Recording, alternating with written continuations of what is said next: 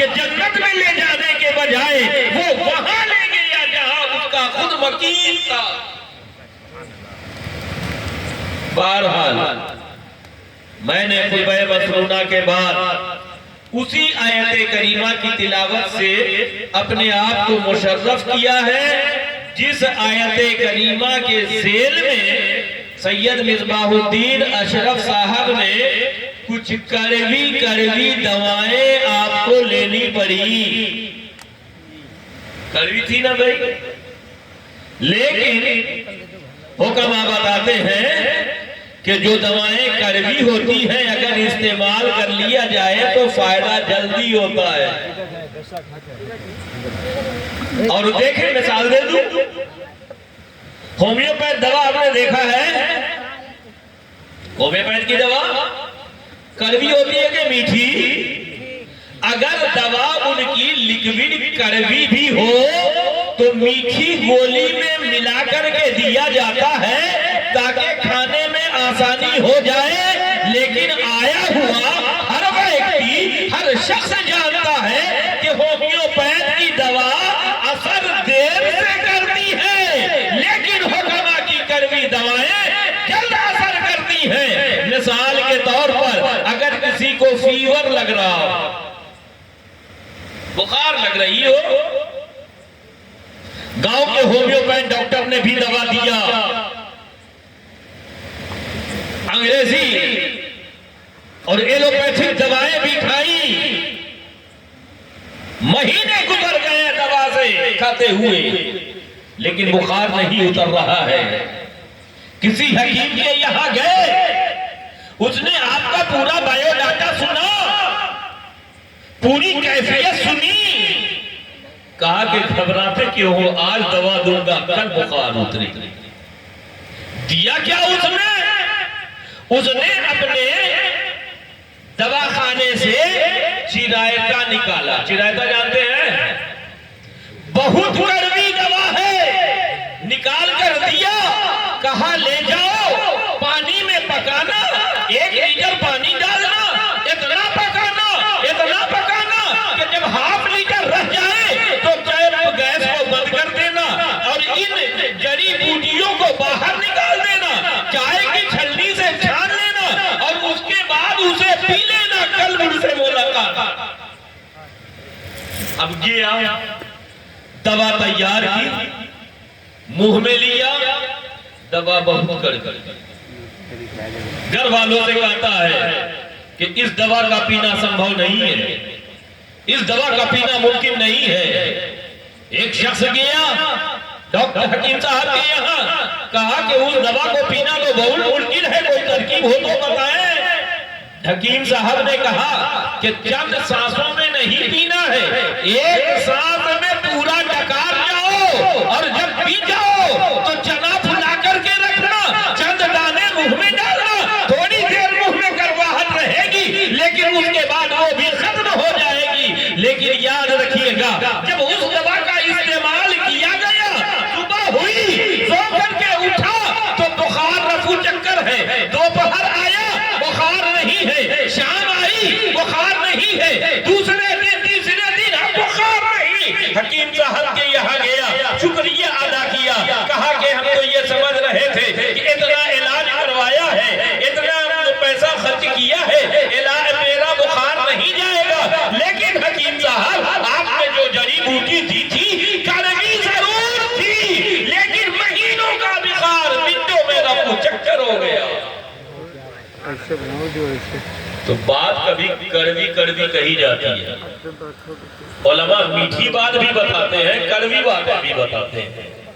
मीठी बातें बताते हैं इसलिए ताकि कुछ अच्छी बातों को सुनकर जन्नत में जाने के लालच ही में सीधा हो जाए, जन्नत में जाने के चक्कर में वो नमाज पढ़ने लगे, झूठ बोलना छोड़ दे, गीबत करना छोड़ दे, लोगों के हुकूक को मारना छोड़ दे।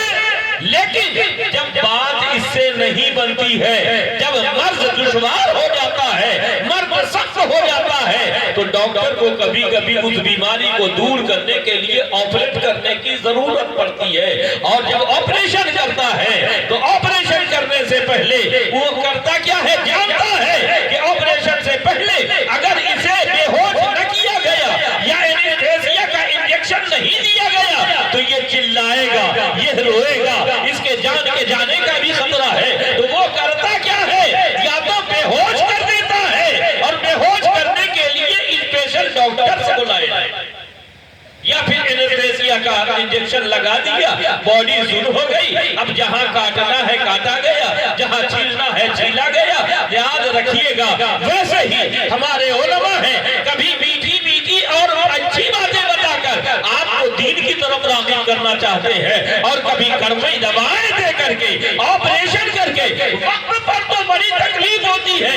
मौलाना है, मौलाना को इतनी भारी बात नहीं बोलनी चाहिए थी, इतनी कड़वी बात इनके जुबान पर शोभा नहीं देती, लेकिन मजबूरन कभी कड़वी बात कहनी पड़ती है। बात समझ में आई? बहरहाल हर मोमिन की ख्वाहिश है कि जन्नत में जाए, लेकिन जन्नत में जाने के लिए फार्मूला बना है ना भाई। हर व्यक्ति जन्नत में नहीं चला जाएगा। जन्नत में जाने के लिए जरूरी है कि अल्लाह के प्यारे हबीब सल्लल्लाहु अलैहि वसल्लम ने जो पाठ दिया है, जो सबक पढ़ाया है, उस पर अमल करना होगा। जब रसूलुल्लाह राजी हो जाएंगे तो रब भी राजी हो जाएगा। और उन असबाब में सबसे ज्यादा अहमियत जो रखती है वो है नमाज। नमाज से छुटकारा नहीं। अभी आप थोड़ी देर पहले आपने हजरत वारिस अली शाह रहमतुल्लाह अलैह का वो प्यारा कौल फरमाया कि जो बेनमाजी है न मेरा वो अकीदतमंद है, न मेरा मुरीद है। और बंदा जब नमाज पढ़ता है ना तो वो रब से महवे गुफ्तगू होता है, रब से कलाम करता है, रब से बात करता है। आप कहेंगे कि मौलाना बात समझ में नहीं आई, 5 वक्त भले हम ना पढ़ते हो लेकिन जुम्मा में हम जरूर जाते हैं। कहाँ रब बात करता है, कहाँ रब कलाम करता है? तो आइए मैं इसे आसान करके समझा दूं। रब की बारगाह में जब हाजिर होना होता है तो बंदा बागुस्ल हो, गुस्ल की आदत ना हो तो सबसे पहले वजू करता है। वजू कर लिया, मुसल्ला बिछाया, कुरान की एक आयत इन्नी वज्जहतु वजहिया लिल्लज़ी फतरा समावाति वल अर्द हनीफा वमा अना मिनल मुशरिकीन।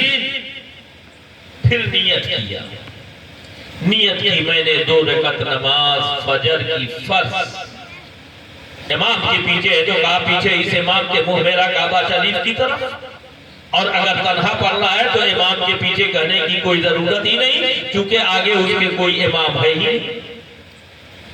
अल्लाहु अकबर कहा, हाथ बांध लिया। और हाथ बांधा कैसे? नबी की सुन्नत का ख्याल रखा, जेरे नाफ बांधा और उसके बाद नमाज शुरू कुरान से नहीं होती है। नमाज में कुरान पढ़ा जाता है कि हदीस? बोलो भाई, नहीं मालूम है? नमाज में कुरान पढ़ी जाती है या हदीस? कुरान, इधर से आवाज आ रही है कुरान। लेकिन मैं बताऊं कि नमाज शुरू ही हदीस से होती है। नमाज की इब्तिदा हदीस से होती है। अल्लाहु अकबर कह करके हाथ बांधा। कुरान ने कहा है कि हाथ बांधने के बाद तकबीरे तहरीमा के बाद तुझे सना पढ़नी है?